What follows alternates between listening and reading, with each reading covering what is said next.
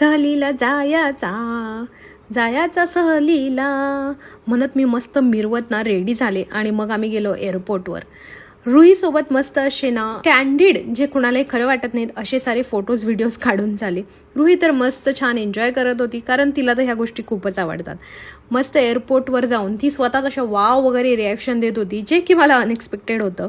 तिला सुद्धा आता कळायला लागले की कॅमेरासमोर धरला की असं काहीतरी बोलायचं असतं.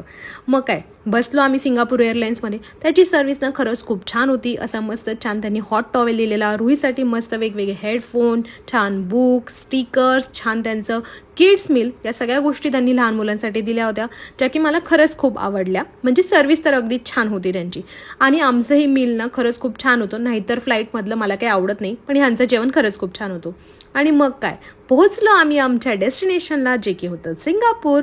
अशी झाडं पाहिले की लगेच कळतं हे आहे सिंगापूर. तिथं गेलं की पहिलं त्यांचं MRTचं कार्ड घेतलं, EZ, आणि रुहीला कळलं होतं की आम्ही कुठे आलोय,